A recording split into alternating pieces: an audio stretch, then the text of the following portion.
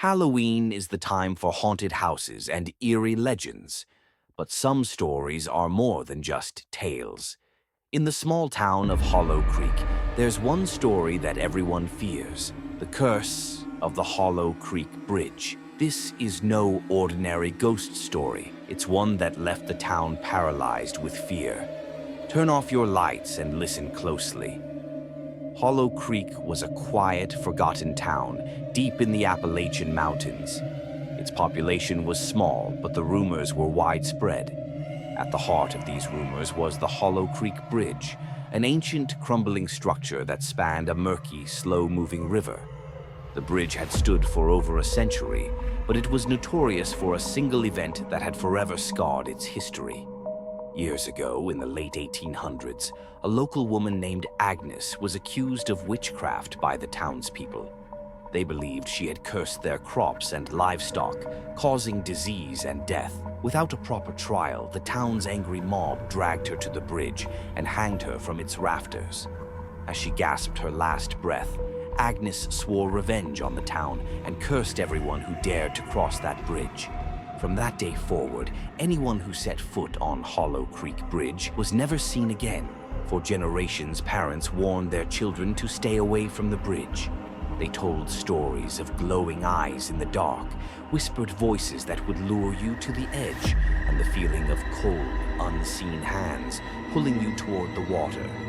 But every town has its skeptics, and Hollow Creek was no different. One Halloween night, a group of teenagers decided to test the legend.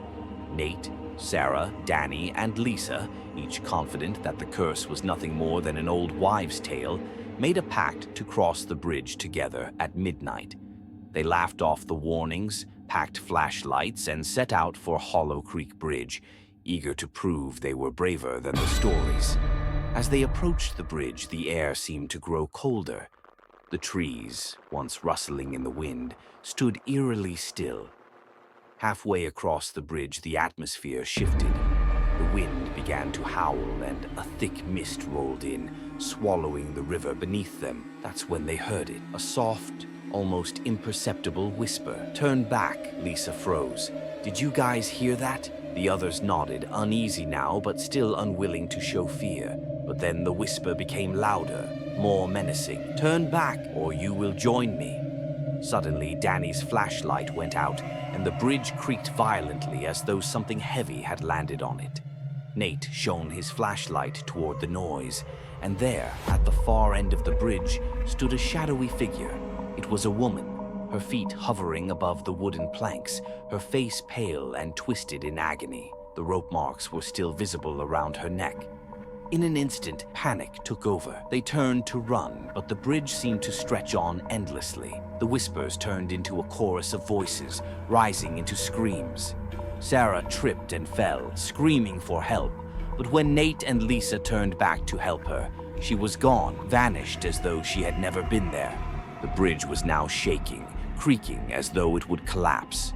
Nate grabbed Lisa's hand, and they finally saw the end of the bridge within reach. But just as Nate took his last step off, something pulled Lisa back. Her scream echoed through the woods as she was dragged into the fog. Nate tried to reach her, but there was nothing but emptiness. Lisa, like Sarah and Danny, had disappeared. Nate was found wandering the woods the next morning, muttering about shadows and screams. He was the only one who made it back from Hollow Creek Bridge that night, but he was never the same, haunted by what he saw. He refused to speak about that night again. The town quickly shut down the bridge, declaring it off-limits forever. But locals say on Halloween night, if you stand near Hollow Creek Bridge, you can still hear the whispers of those who vanished, calling for someone to join them.